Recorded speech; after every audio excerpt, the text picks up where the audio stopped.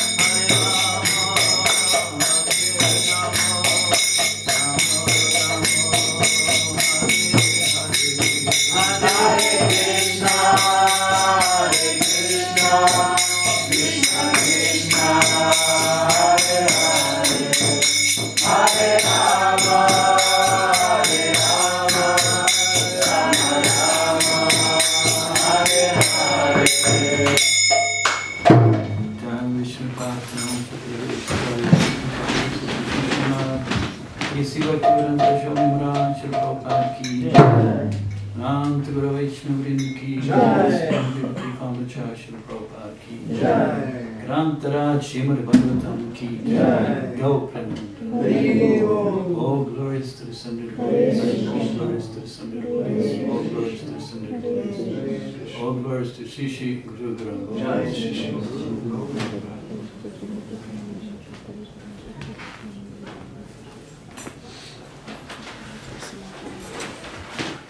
So, some of you was with yesterday, and some of you were not. And nice to see you here. And I will try to, whatever, give some whatever, shape and form that benefits us all. I thought this, so now I'm getting into the mood here. Yesterday was Satyananda Swami speaking about the little bit I quote there was Krishna entering Mathura. He's leaving Vrindavan to go to Mathura.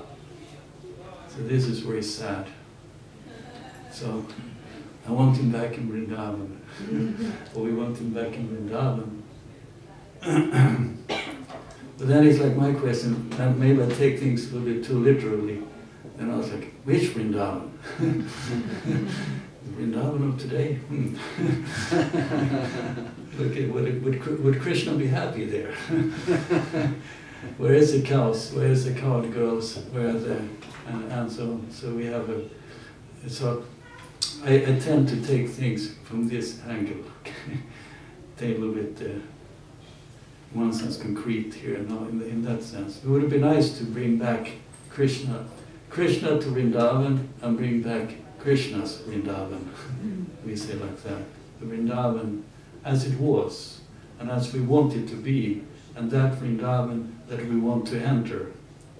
Not the Vrindavan, not the village in, which some say, the village in whatever, Uttar Pradesh.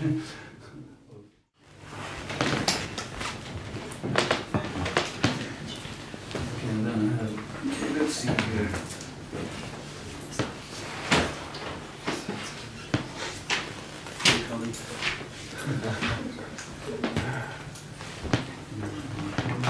Well, that's, we don't really need more. We have Dharma there and we have, okay, chapter 17.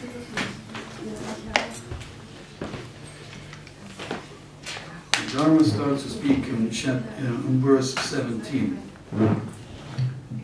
17. Yeah. And text 17 or chapter 17? Now, chapter 17, text 17. Let's see, Dharma. So just a few verses actually. You have, let's see, you were Parishit. And you have in the 12th verse to the 16th, and then you come in to text 22. No, you'll be in verse 5, 6 also. 5 to 11 will speak. Okay. Parishit, Dharma, Kali.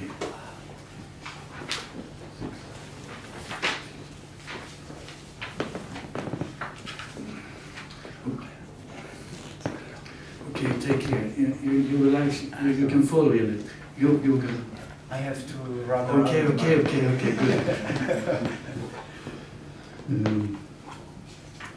You're at the very end of the chapter, 36, 37 is Kali speaking, but you can follow in the text there. And then, well, I think that I got it. I have my own copy here.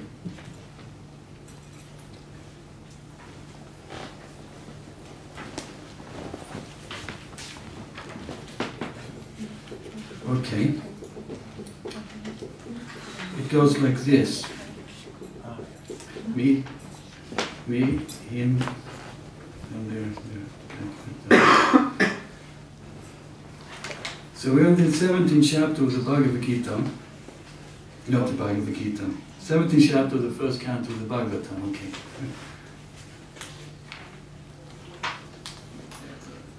Mother Earth in the form of a cow is on the bank of the river Saraswati, on the eastern bank. Parikshit Maharaj has been touring the world and heard about the glories of his forefathers and about his own fortune of being saved from the Brahmastra. While this is going on, then this cow is appearing on the banks of the river Saraswati, on the eastern river, and she is not well. There's like a tear from her eyes, and like whatever, emaciated, not happy. And then there's coming a bull who's limping on one leg, and there is, I believe, the personality of Kali is in the background there, but the bull and the cow have their dialogue, where the bull is asking, how you're doing, what's going on, what's wrong, and then guessing, so to say, why is it is like this with you? And then they come to maybe it is because the personality of Godhead has left the planet Earth, left you, so to say. And then the cow is replying and saying, yes, that personality of Earth is disappeared, and describing many of the qualities that is residing in him. And then they're having their conversation there, and then they conclude.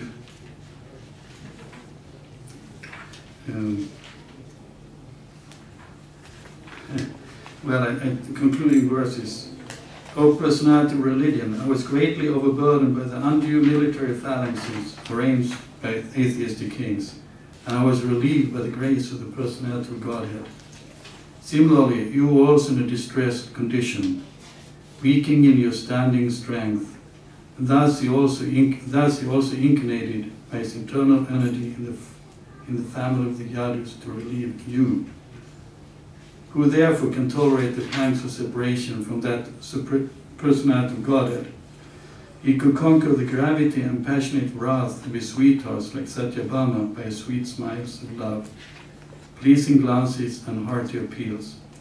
When he traversed my surface, I would be immersed in the dust of his lotus feet, and thus would be sumptuously covered with grass, which appeared like hairs standing on me out of pleasure.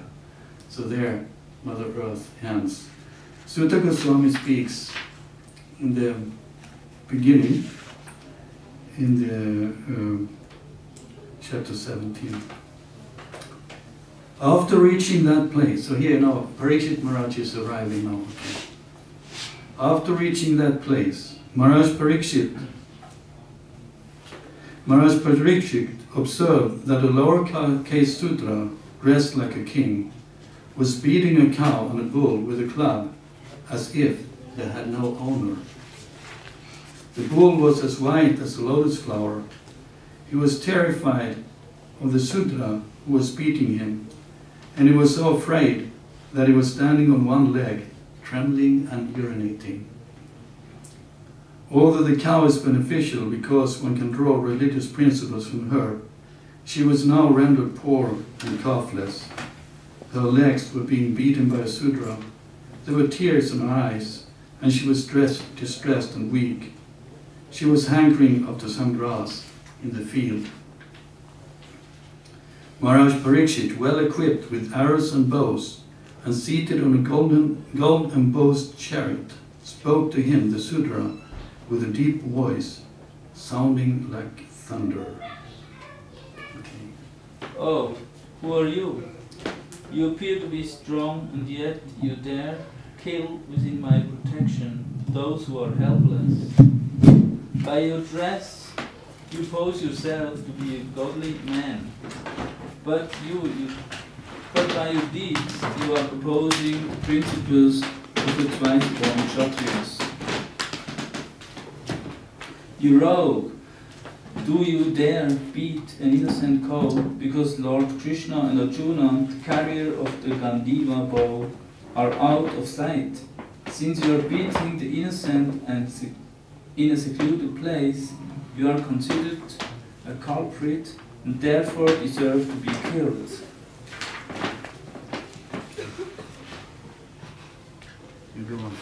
Then he, Maharaj Parikshit, asked the bull, Oh, who are you? Are you a bull as white as a white lotus, or are you a demigod? You have lost 3 of your legs and are moving on only one. Are you some demigod causing us grief in the form of a bull? Now, for the first time in a kingdom well protected by the arms of the kings of the Kuru dynasty, I see you breathing with tears in your eyes. Up till now, no one on earth has ever shed tears because of royal negligence. O son of Surabi, you need lament no longer now. There is no need to fear this low-class Shudra. And, O mother cow, as long as I am living as the ruler and subduer of all envious men, there is no cause for you to cry. Everything will be good for you.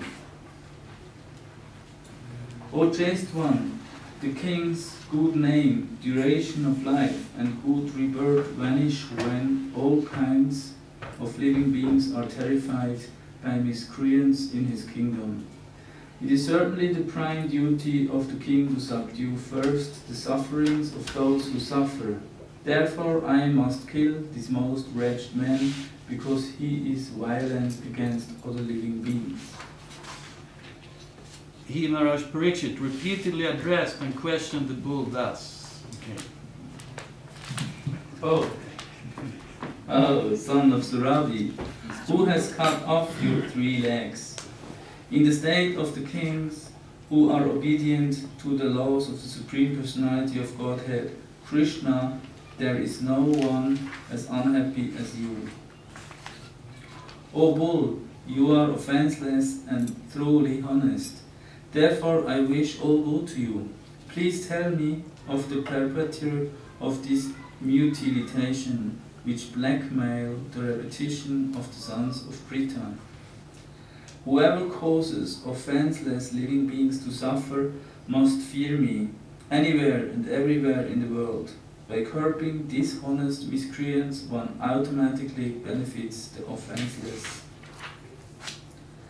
An upstart living being who commits offense by torturing those who are offenseless shall be directly uprooted by me, even though he be a denizen of heaven with armor and decorations.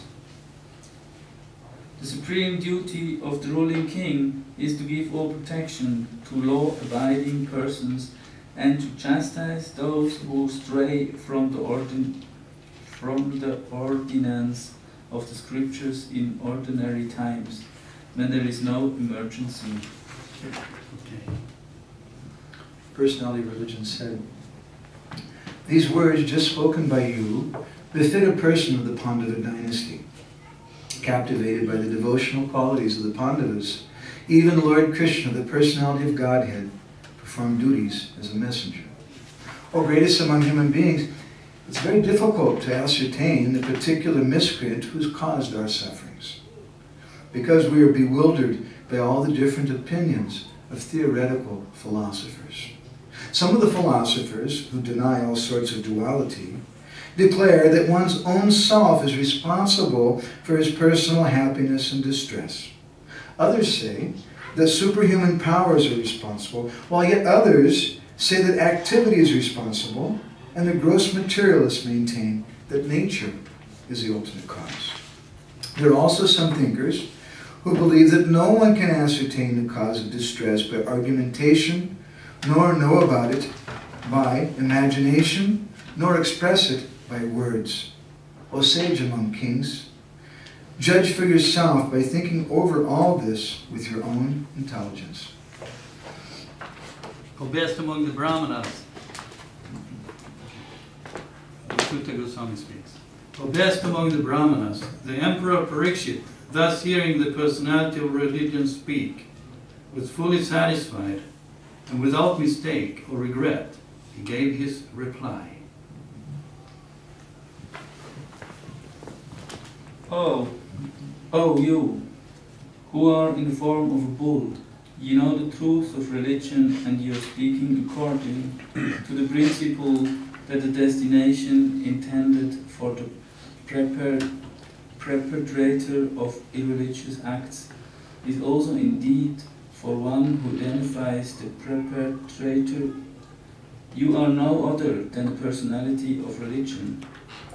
Thus, it is concluded that the Lord's energies are inconceivable. No one can estimate them by mental speculation or by word jugglery. In the age of Satya, your 4 legs were established by the 4 principles of austerity, cleanliness, mercy, and truthfulness. But it appears that 3 of your legs are broken due to rampant irreligion in the form of pride, lust for woman, and intoxication. You are now standing on 1 leg only, which is your truthfulness, and you are somehow or other hobbling along. But quarrel personified, flourishing by this side, is also trying to destroy that leg. The burden of the earth was certainly diminished by the personality of Godhead and by others as well. When he was present as an incarnation, all good was performed because of his auspicious footprints. Now she, the chaste one, being unfortunately forsaken by the personality of Godhead, laments her future with tears in her eyes. For now she is being ruled and enjoyed by lower class men who pose as rulers. Okay. Maharaj Parikshit, who could fight 1,000 enemies single-handedly, thus pacified the personality of religion and the earth. Then he took up his short sword to kill the personality of Kali, who is the cause of all irreligion.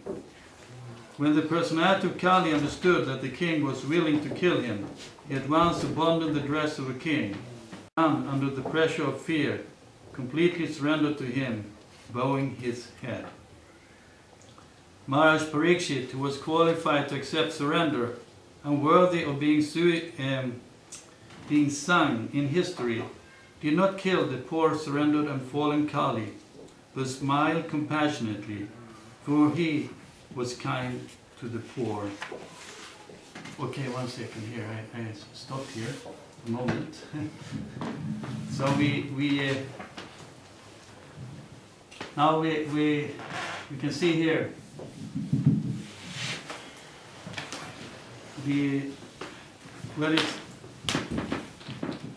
it's clear. Okay, the Parikshit Maharaj enters the scene and he sees what's going on.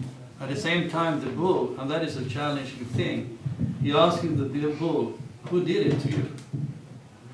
He said, but then he gives this philosophical analysis, or starting to analyze everything, how this happened, you know, how could it be this? But he refused to point finger. And that's really extraordinary, so to say.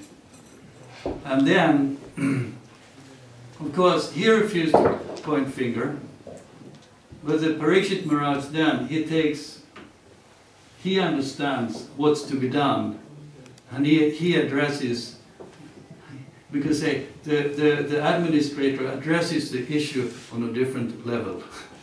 We say like that. Well, the Dharma is philosophical, don't want to point out, tolerating the intolerable situation. The king does not tolerate it. At the same time, we will now see the qualities of the king as compared with modern time rulers or whatever in his dealing with the personality of Kali. This is, let's see, like, okay, now we're back to the king who, okay, Kali. Well, how was that? I was thinking Kali, there was something with the personality of Kali. I heard something before. I guess that, now we got to, it was about finding something good in everyone. Okay. Well, the good thing in Kali is that there's a chanting of the holy name. Okay. Maybe the good thing is that everything becomes so terrible that the only thing you can do is to chant the holy name, so to say. Otherwise, what's a good quality to find in the personality of Kali? And how he's such a coward that he there he is, he's caught, you know. There's one of the purpose where Prabhupada says, delineates on that also, because Kali is beating innocent creature in a secluded place. So this is very terrible. And the king doesn't tolerate that. And he and it's not just that it's a human being, but it's even a cow being beaten or mistreated. In those times, they would react to that. They would not tolerate it. Because then he said something about that. Well, no, because, or he will say, or has said that something that the king, oh, because Krishna is not here, Arjuna is not here, therefore you think you can act as you like. But I'm going to show you. So that is in that way, the king is a kind of a missing element in the modern society. The pious ruler who establishes, I mean, it's a little bit heavy, but puts things straight. And that's very much what we're missing in the age of Kali. As we described, I think we read yesterday about the politicians or the rulers who were just putting everything upside down, making things upside down, making things impossible, life impossible to live, so to say. Okay, here, this point about the king not allowing any innocent creature, I mean, you know, responding to the suffering and putting things straight, I may come back to a little bit later, but I think we proceed with the reading, so we have read this 17th chapter because you should read it, okay, and hear it, and then come back to this point, at least that point as well. Let me see, where were we now? You were going Text 31. Text 31, okay. That's That's the king. Okay, that's the king used to speak.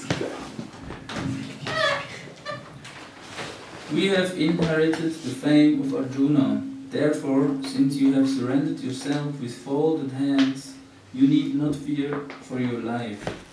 But you cannot remain in my kingdom, for you are the friend of irreligion. If the personality of Kali, irreligion, is allowed to act as a man-god or executive head, certainly irreligious principles like greed, falsehood, robbery, incivility, treachery, misfortune, cheating, quarrel, and vanity will abound.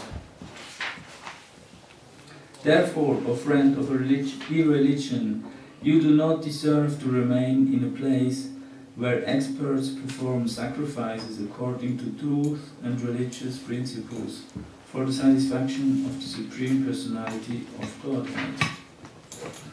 In all sacrificial ceremonies also sometimes a demigod is worshipped, the Supreme Lord Personality of Godhead is worshipped because he is the super soul of everyone and exists both inside and outside like the air. Thus it is he only who awards all welfare to the worshipper. So okay. The personality okay.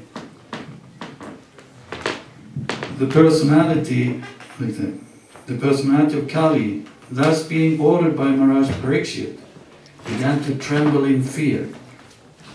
Seeing the king before him like Yamaraj, ready to kill him, Kali spoke to the king as follows.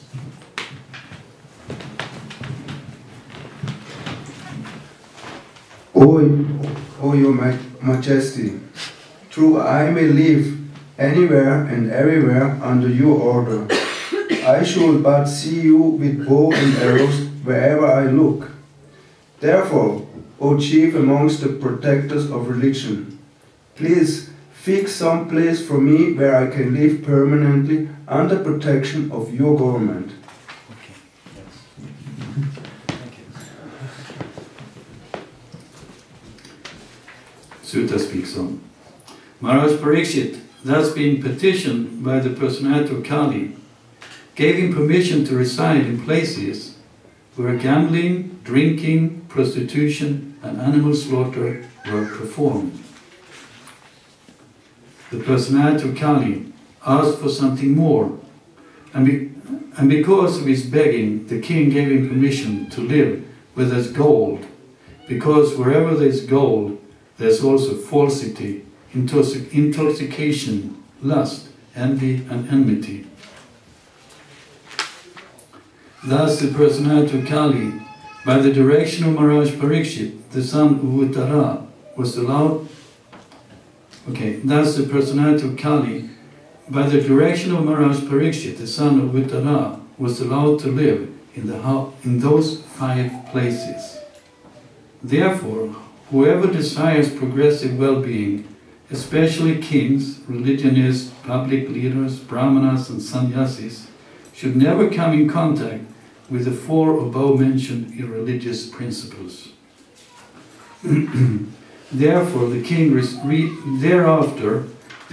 re-established the lost legs of the personality of religion, the bull, and by encouraging activities, he sufficiently improved the condition of the earth. The most fortunate Emperor Maharaj Parikshit, who was entrusted with the kingdom of Hastinapur by Maharaj Yudhisthira when he decided to retire to the forest, is now ruling the world with great success due to his being glorified by the deeds of the kings of the Kuru dynasty. Maharaj Parikshit, the son of Abhimanyu, is so experienced that by dint of his expert administration and patronage, it has been possible for you to perform the sacrifice such as this.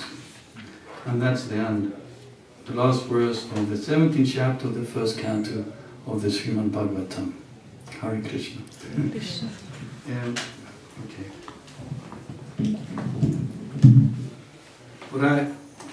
Thank you for listening and speaking.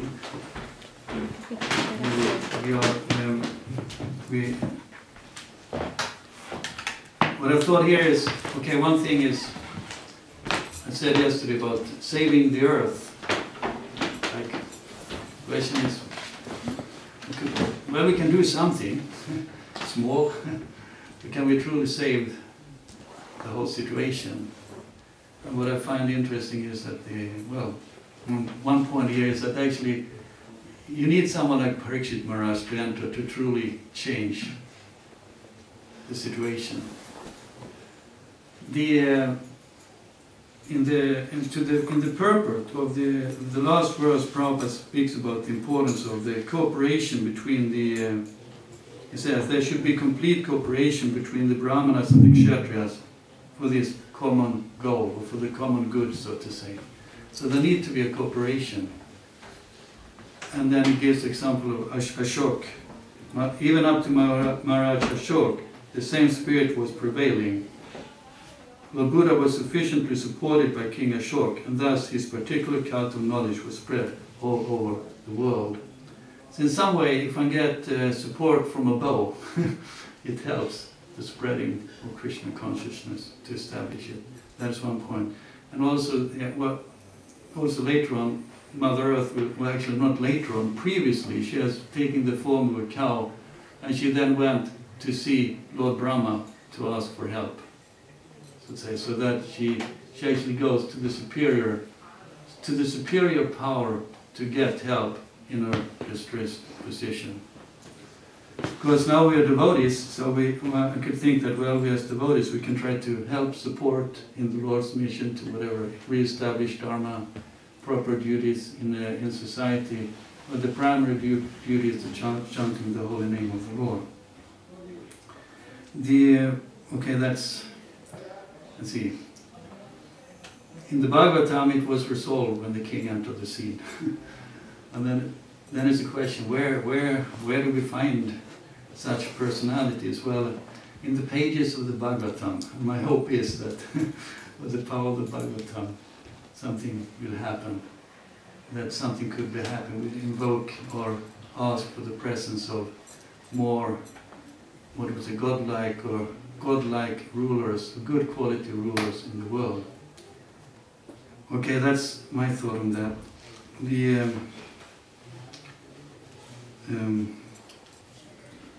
Okay, any question or comment? Something.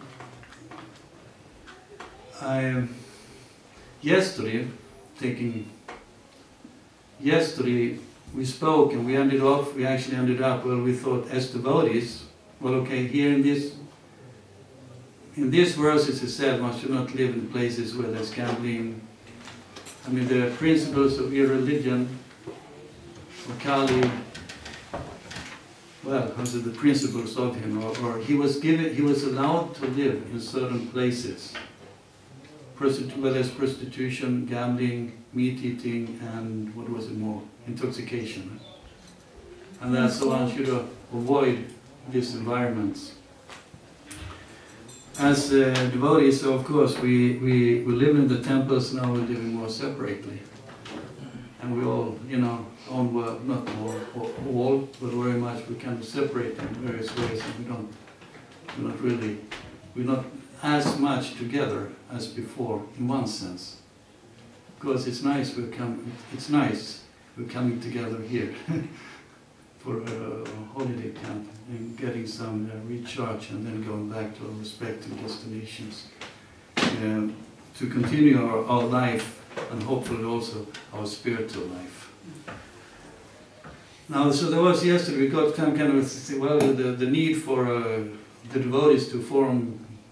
We've gone from maybe being extremely ashram-centered, where we were like living very extremely together, in a sense, to going to being not extremely, but being more self-centered, and each one for himself. And then now, of course, there's a hope that somehow they can be brought together again in a community, so to say. Okay, that was, we spoke something about that yesterday, that we touched upon that yesterday when we met, and that I thought was one the challenge for us as devotees to move forward is that move forward together, and then by combined strength, creating more impact in the world, and maybe just simply getting a place where we can peacefully engage in the devotional service and take advantage of the great preachers and cultivate our bhajan. In the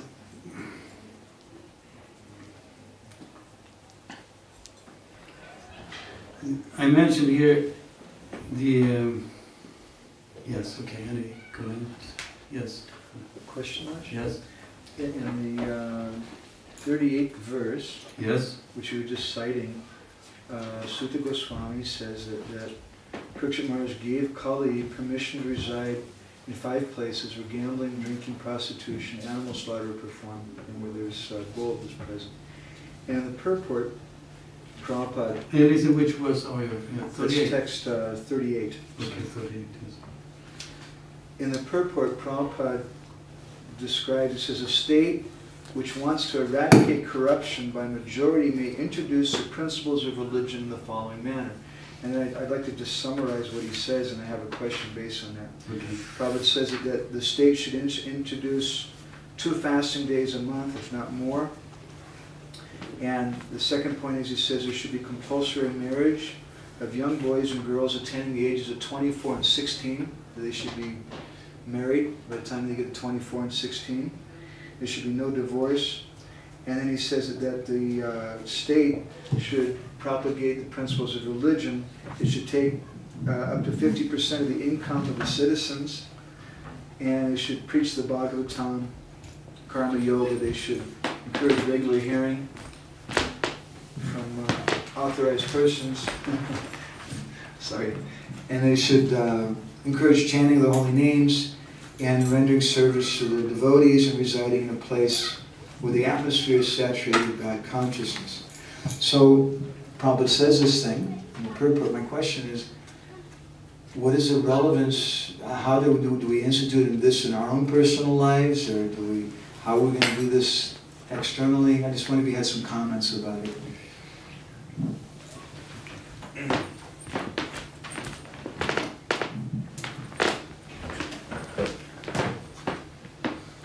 It's quite a He gives let's see, what is it?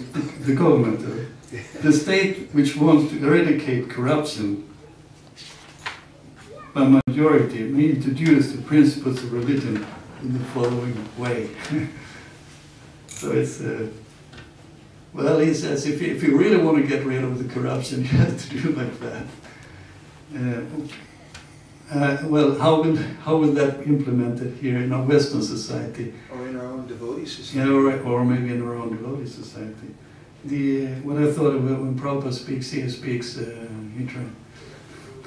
maybe that's a Mandarin way of looking at it. He's translating. This is 1958 or 57 in India, and there actually you could actually say these things to the. I mean, the people in power then knew something about the Bhagavatam or Dharma like that. Whether they will, how much they know now, or in the West. Because then you say how in our own community. Well, we fast day 2 days a month. Ekadasi, well, it's Ekadasi on Friday. We know that. we all know that in a high degree. There is then the compulsory marriage of young boys and girls. That is because is a question. Because maybe we tried that for a period of time in our Eastern society, and it didn't really turn out so good. And I would say, well, our divorce record is quite high in our society. So that it puts it in the spots that say even, well, what then we would ask from the government, you should do like this. And then maybe that was a little bit we said yesterday also about, in one sense, in our own Sangha, create something substantial that can be seen. I would say that's requires culture. It must become a culture in a way. And then from such a far off culture moving in. And then, of course, one thing is, to me, it looks like, because in our ISKCON times we were working in a way, in a I would say socialistic way, all together in one, and that it didn't work in a short term. I would say, maybe we can say like that, for the brahmacharis, a socialistic life is good. You know, and you just share, you take whatever you like that. And then you have the grihastha ashram. That's like a different dynamics. So in one sense, I would say one would have to put then the grihastha ashram more in the center. And then, of course, then is a question here I may come back to a little bit later. Is it still related to the not letting anyone suffer or cry? Is that, okay, we're married, kind of a challenge. Married, and then where is the children? You know, what is the children's position in the society, or how do we take the children seriously, so to say? Because that,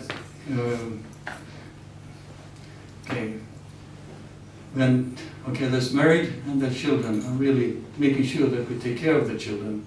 Because Prabhupada, and we had one we tried to send them to the Gurukulas, and like that, and very much it became quite a flop. Quite a flop, I would say. Some survived and became devotees, but very much was suffering there and after. So, but still, I believe the principle is that the children, there's marriage and the children should be very much giving attention to be giving a good start in life as persons and as devotees, let's say. That may put well, for the marriage to function, to the family to function, to society to function, I have a feeling, or I believe, that in one sense a great attention has to be given to the children. You know, and then the marriage makes sense in one sense, and it may keep on and go on.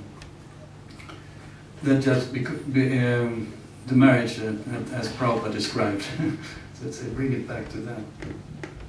The citizens should give up to charity in 50%. That's a hard task in our society. Well, in one sense, I would say in Sweden, the businessman was paying 50% in taxes to the state, if not more. And that's as taxes to the state. Well, if you're a businessman, you definitely will pay 50% in tax, because there's all hidden taxes. VAT is one, and what do you call VAT? What do you translate that? I think it's VAT tax. And then there is, in Sweden, there's hidden, like if you employ someone, you always have to pay as much to the state for employing someone as you pay to the one you employ. Well, not really, but so there is another hidden tax, and then there's a regular tax. So actually, the businessmen are paying mostly more than 50% in tax. So that's going on. Once I was found, I didn't, of course, have no income, but some reason they sent me a request that I should declare my incomes because I want to know something, and I failed to do that, and then they made a kind of what's that, godtycklig, in Swedish godtycklig, arbitrary, it's an arbitrary taxation of me. So they calculated that I must have got 50,000 Swedish crowns in incomes. Yes, I should pay 32,000 in tax. Okay. Because I had to, I managed to appeal and get the judgment taken away. So in that sense,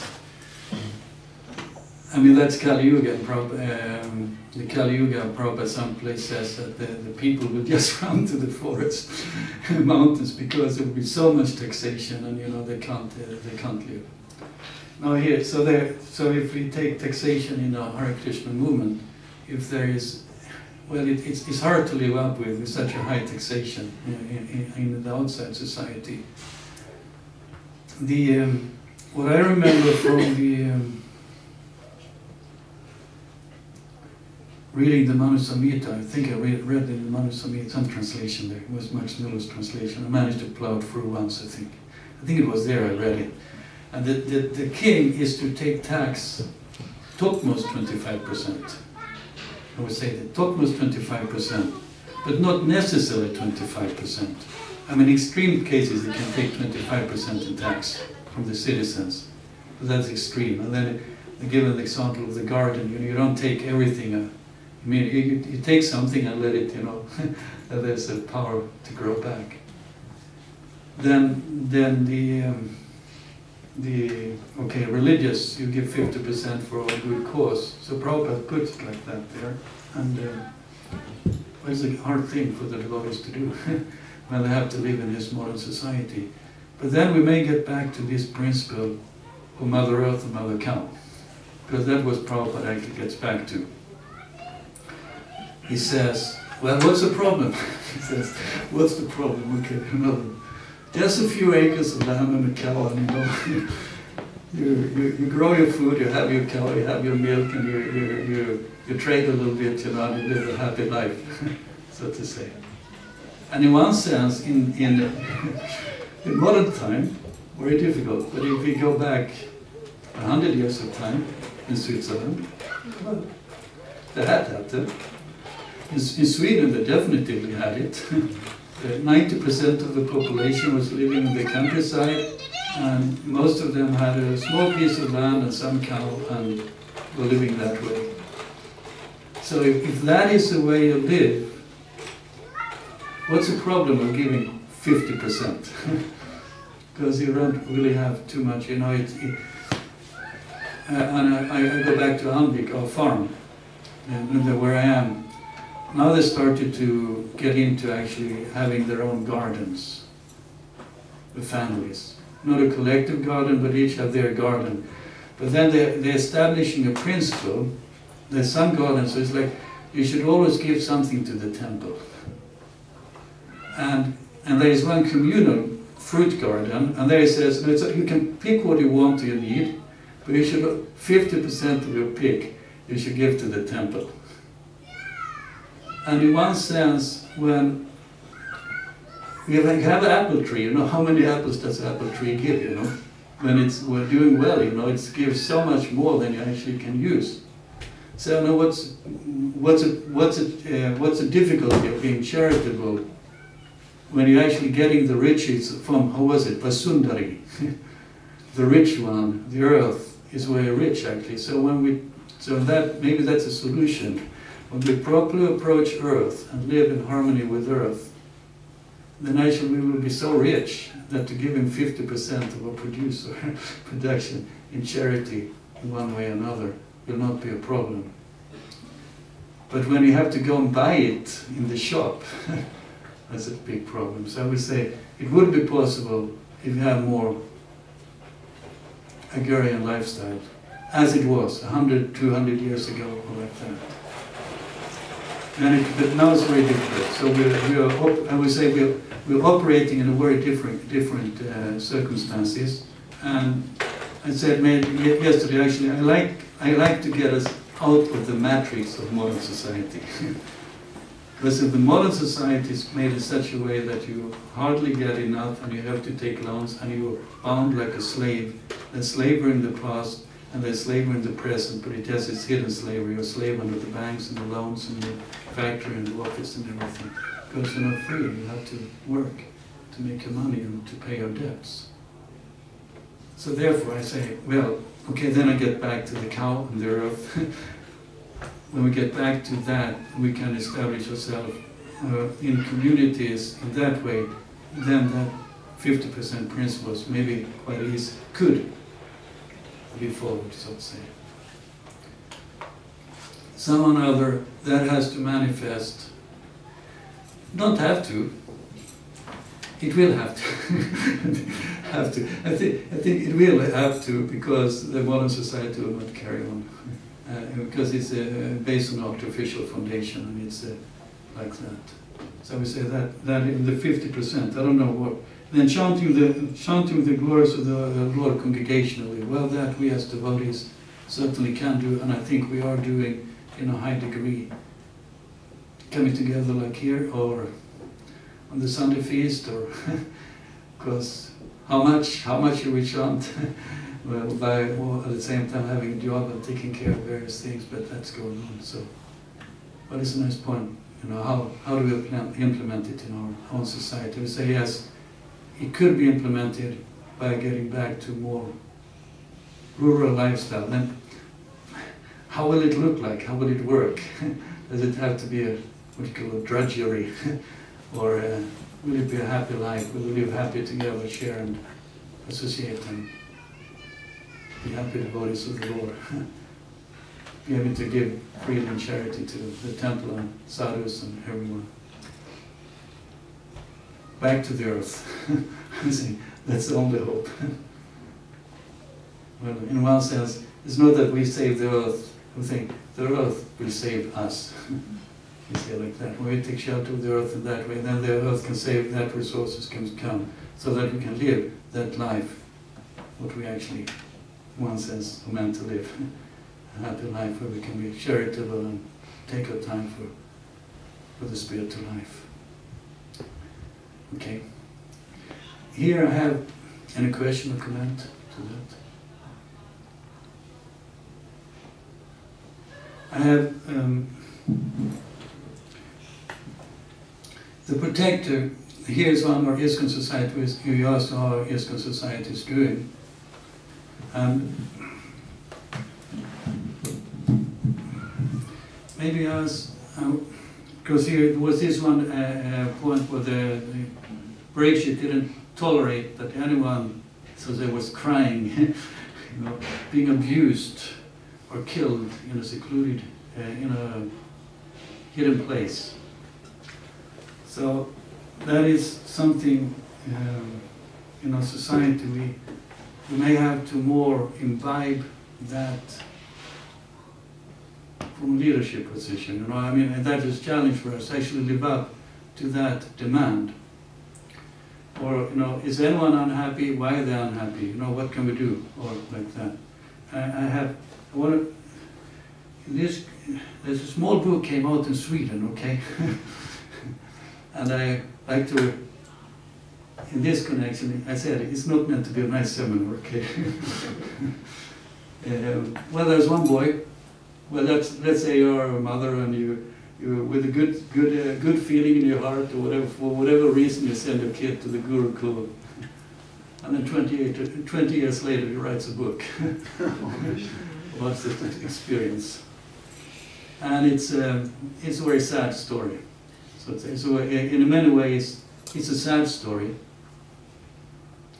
and I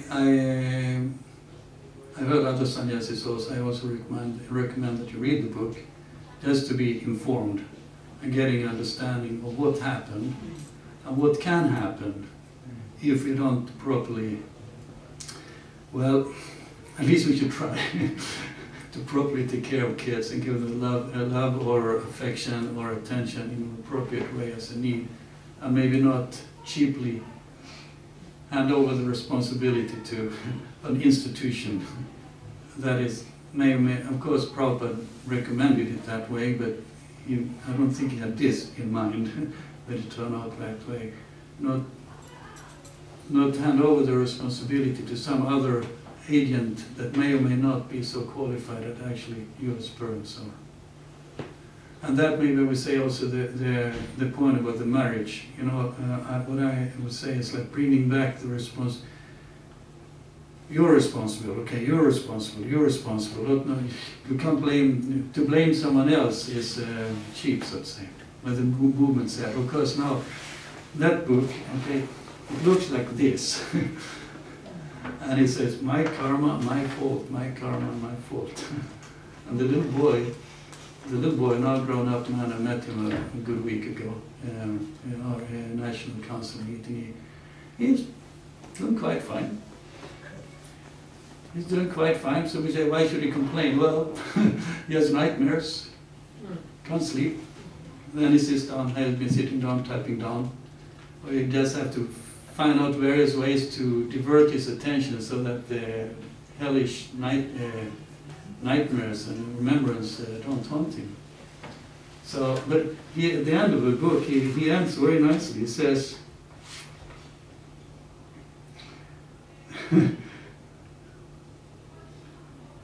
well, it says, with this knowledge, it should make you close my book. It should make you close my book with your mind at ease and understand that I'm happy to live my life as it is. Then maybe you can smile and join my happy ending as well. So he in one way, he ends well. He has got his place, but he gives the insight into, and that's maybe what I say, gives the insight into what happens to the other kids. Well, he managed to survive. He's a survivor. But the others didn't survive. They died. They got abused, and they got maybe drug addiction and other self-destructive habits in order to, whatever, kill their conscience or live their life. So it's very sad.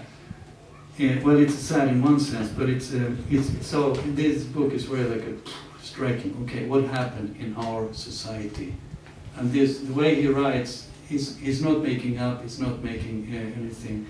I also came to know in this book how the fire started in our barn, 1986. There was a barn and it burned down. Okay. So it wasn't really, someone said there were some kids there, or there's some wet hay, or we weren't really sure about how it happened. But in any case, he tells it in the book, you know, how it happened. So I can say, yes, he tells the truth. He doesn't hide what he did or what happened like that. So I say the challenge for our society, I take it from these pages of the Bhagavatam, is in one sense when it's a challenge for our society, for us as individuals, well, to become persons of integrity and respond when there's a need. I find that a challenge, and the personal growth on that level, as devotees in the devotional life and also in character life, character-wise, being persons of integrity that can be counted on, that we can count on internally. We can count on each other and support each other, but then also like the outside society will see us and respect us. And okay, I took this opportunity, I think that fits just with that sector of this Bhagavatam here. And it's an ongoing process because we're trying to 95 to establish child protecting team in Sweden, and it kind of goes up and it kind of goes down, and then you get a reminder and then you start to work again, things like that. But I think it's something that the householders has to very much be somewhat to be aware of. So it's, okay, I think time is out. Okay. In one sense a happy end, not happy end, but it's a real end, okay? This was the real life, and in one sense, to see the real life, we may also change life. Otherwise, we may remain in some kind of cloud and not really want to see what happens, and then we may not be able to change what happens. Okay, that's good. Okay. Will there be a translation? Of this one? This book, yes? This is in English. This is in English? Yeah, he very nicely wrote in English, okay? Oh, okay. So it's not Swedish, okay? Oh, I misunderstood you. Okay. I will be available, so you can ask, because if a little bit my debt to him is to spread it around, because it makes him happy. I'm a part of the story. I wasn't so bad. I thought that it would be a good idea that he went to Mayapur, okay? And the pearls took me on my words. Not only my words, it was also their responsibility. So you could do me a favor and order it. And it will be very close. Okay, thank you. Srila Prabhupada ki jai.